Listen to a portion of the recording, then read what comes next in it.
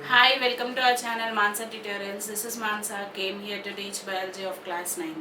So today we are going to discuss first chapter of class 9 biology, that is cell structure and its functions. So before going to the topic, we are just going to revise what we have learned in our class 8 biology. So what we have learned in our class 8 biology regarding this cell, we have learned some of the, like what is the shape of the cell, what are the isn't it, how that shape is formed, and we have also did some experiments with onion peel and cheek cells, right? So when we have performed experiment with onion peel cell, what we have observed, we have observed some cell organ, the cell wall of plant cell with the help of onion peel cell experiment. In the same time, in the same way, we have even performed experiment with cheek cells of the animal, so that from which we came to know the cell structure of animal cell.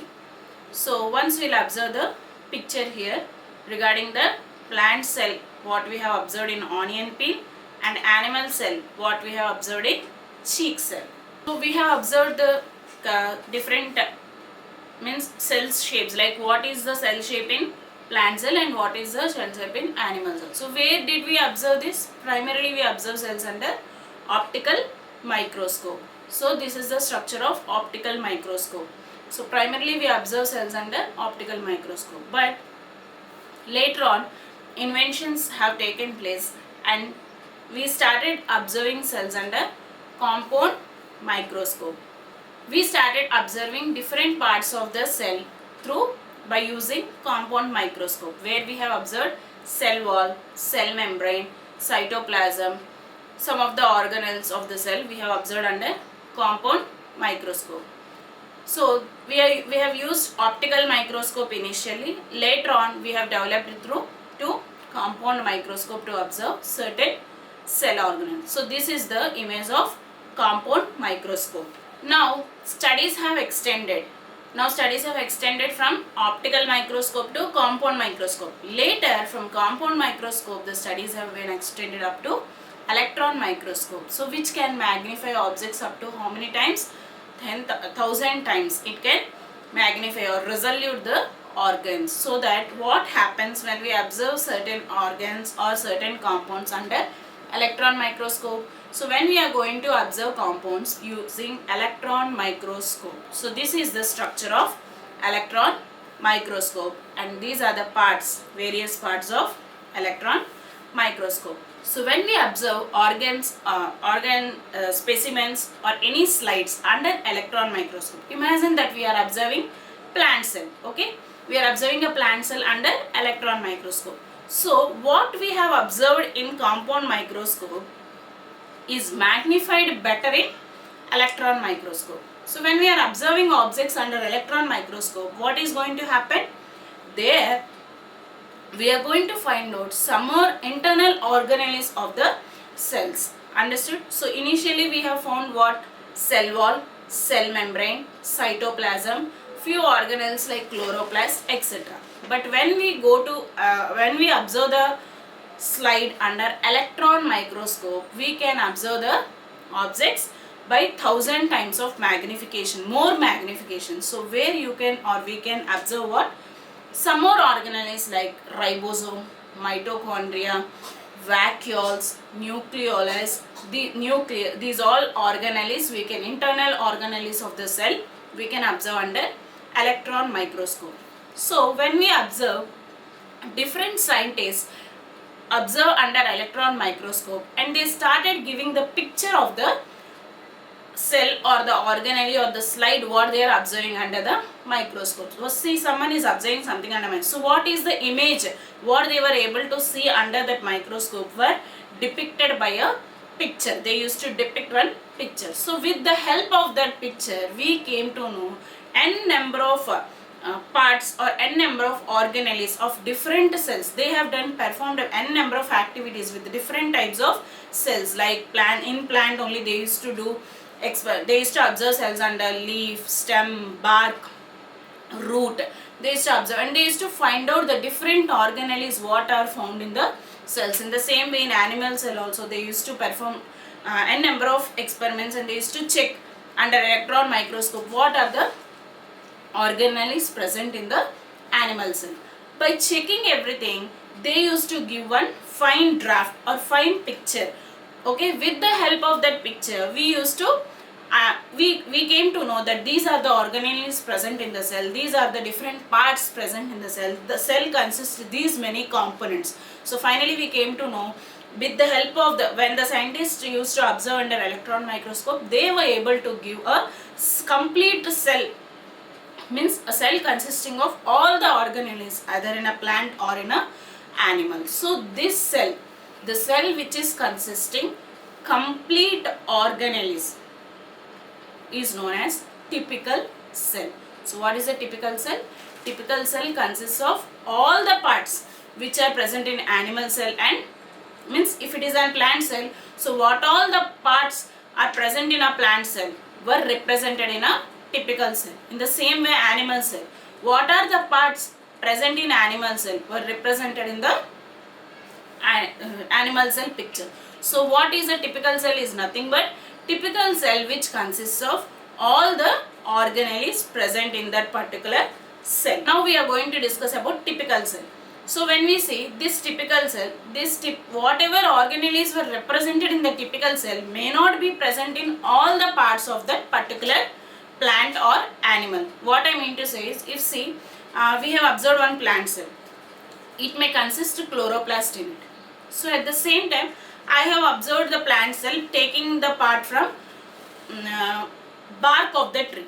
Okay, I have taken bark of the tree and I observed that under microscope. Then could I find chloroplast? The answer is no. Why? Because the cell what I have observed is taken from what? Bark of the plant. So bark of the plant consists chloroplast? No. Because it is in which color? Brown color. So where this chloroplast is present? In the leaves of the plant and also in the tender stems we can find this chloroplast, isn't it? So typical cell represents what are the different organelles present in that particular cell, but it doesn't mean that every part of that particular tree or animal will have all these organelles. It doesn't mean that. We assume, means we are giving this typical structure where what all parts that particular plant will have, that particular animal will have. But it doesn't mean that it is compulsory that every part of the plant or tree or animal should have all the cells or all the organelles which are represented in the typical cell. So now here we are going to observe typical cell of plant and typical cell of animals. So I request you to observe for a while this plant cell and animal cell. So later we will discuss few topics about these observations. I hope you have observed this plant cell and animal cell perfectly. So there are few questions for you. So do you find any common features between this plant cell and animal cell? What are the cell organelles that are exclusively present in plant cell only? Compare the vacuole size of plant cell and animal cell and find out which is having larger vacuole.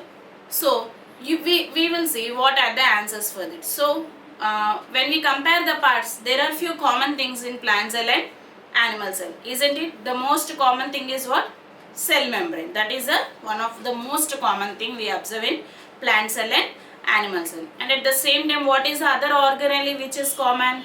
Vacuole. In plant cell there is one vacuole, and even in animal cell also there is one vacuole, isn't it? Then what is the third question I have asked? Which is having the larger vacuole? Which is having the larger vacuole? Plant cell is having the larger vacuole. Okay.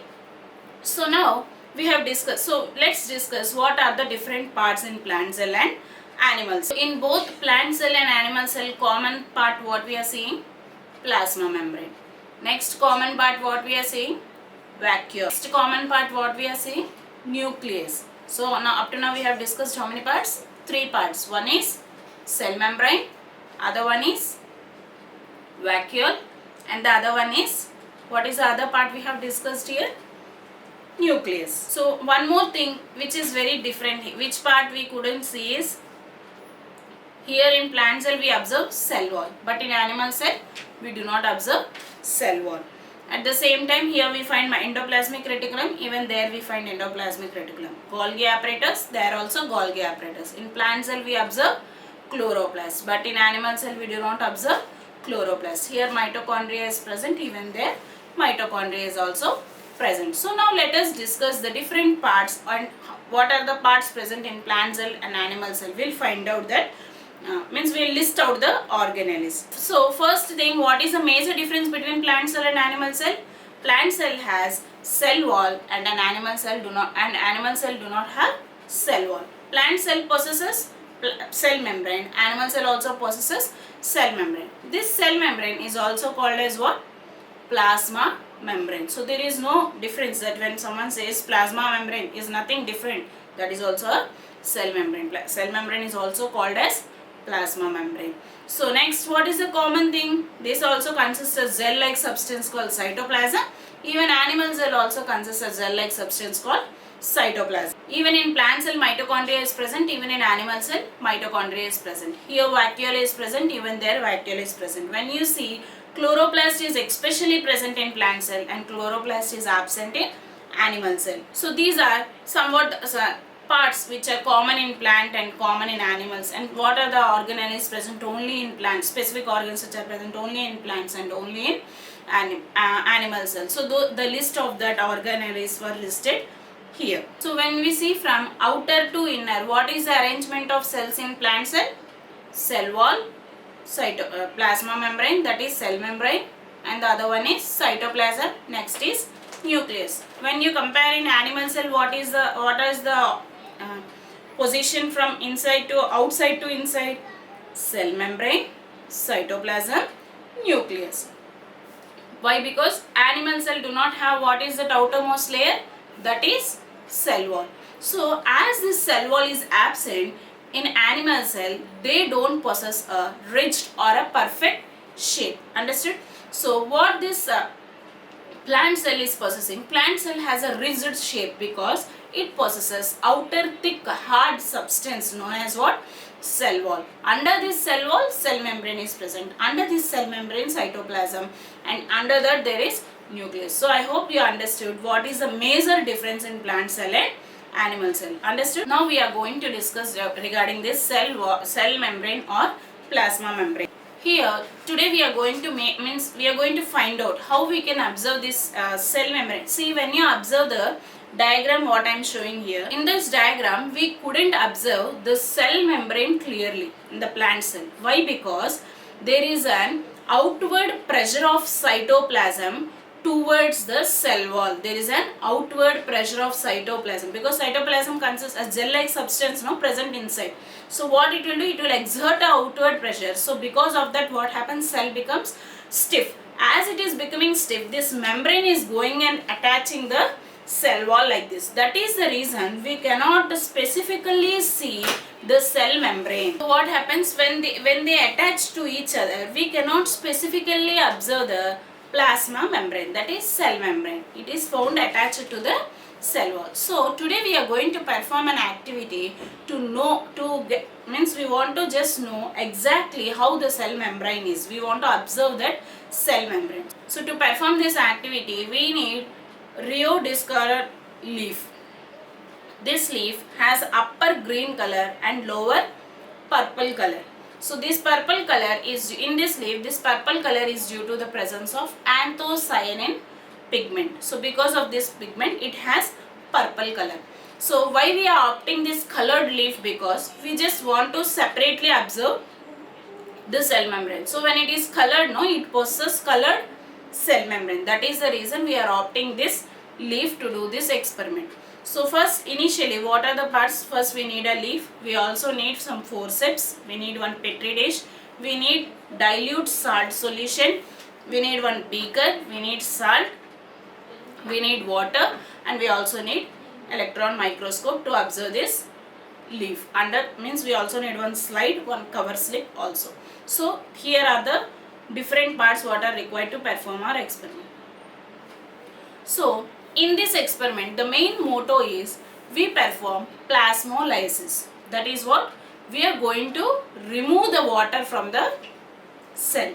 How we are going to remove the water? Through what we are going to do is, here when we are sending concentrated solution from outside, so what is happening, what is inside, that solution will move outwards, and completely what happens, the cell gets shrinked up. So now what we are going to do, we have prepared salt solution. To prepare salt solution, we need 1 teaspoon of salt. We need to dissolve in 50 ml of water. This is how we prepare salt solution. And we need to tear the leaf so that a small piece will be left out. The small membrane like piece will be left out on the leaf, that which we are showing in this video. So this leaf we need to place on the petri dish, and now we add this salt solution on the leaf. When we add this salt solution on the leaf, what happens is, this salt solution will remove the water from the cell. So what it is doing, it is removing the water from the cell and causes shrinkage of cytoplasm. Understood? So this process is known as what? Plasmolysis. So when we are putting salt solution on this leaf, membrane of this leaf, what is happening, the water which is present on the membrane is moving out. It means water which is present in this part of the leaf is coming out. As it is coming out, what is happening, it is dehydrating, that it is losing water. So when it is dehydrating, cell gets shrinked. As cell is shrinking, what is happening, plasmolysis is taking place. As the cell is shrinking, so what happens, it will, means when it is losing water, it starts coming closer. That means what I said initially, the cell membrane is attached to the cell wall like this. So when it is losing water, what is happening, slowly the cell membrane is shrinking. As it is shrinking, what happens, it is separating from the cell wall. So what, now we can observe clearly this cell membrane. Understood? So that is the reason why we are performing this activity. So the water is the important, means the cytoplasm maintains balance of the cell, that it only allows something inside or something outside. So some water is coming inside or some water is going outside, some minerals are coming inside or going outside. This balance or this pH is maintained by cytoplasm. So anything, any part coming inside or the water coming inside, going outside, any exchanges from inside to outside or outside to inside are maintained basically with the help of what? Cell membrane. This cell membrane only permits something inside and permits something to go outside. So this is the major organelle which helps in maintaining the balance of the cell. So as this something coming inside or going outside into the cell are selectively done. That is why this membrane is known as selectively permeable membrane. That is the reason cell membrane is known as selectively permeable membrane. That means it permits only few things inside the cell and few things only to go out of the cell. So this is happening in a selective manner. That is the reason we call this membrane as selectively permeable membrane. So now we understood how this experiment is performed. So here what is happening, plasmolysis. What has happened in this entire experiment, plasmolysis has taken place. Plasmolysis means losing water. Means cytoplasm is losing water, and what is happening, turgidity of the cell decreases. As the turgidity of the cell decreases, it departs from the cell wall and shrinks up. As it is shrinking, we can clearly observe the cell membrane. So in the picture, now we are going to see the result. So what is the aim of the experiment? To find out or to observe the plasma membrane. So what are the apparatus? These are the apparatus which we are using. So procedure. So first we have, so these are the stepwise procedure what we have involved in this. Finally the result. So what we have observed, the pink substances in this gap, what we are observing is known as cell membrane. So with the help of this experiment, we came to know how the cell wall appears, how the cell membrane appears in a plant cell. And what is the special name for this cell membrane? It is known as selectively permeable membrane, as it plays an important role in maintaining the balance of the cell. It allows only selective parts of the, or selectively something to come inside and something to, so exchange to the external environment and to the cell. So any exchange between the external environment and within the cell is maintained by whom? cell membrane. That is the reason we call this cell membrane as selectively permeable membrane. This cell membrane can also be called as what? Plasma membrane. Hope you understood this experiment. With this we have completed our today's session. So our next video will start with the topic called cell wall. So in our next class we are going to meet with the topic called cell wall. If you have any doubts in the class, please try to mention them in the comment box so that I could respond to your comments. Hope this video is useful for you. Please share and subscribe my channel. Thank you.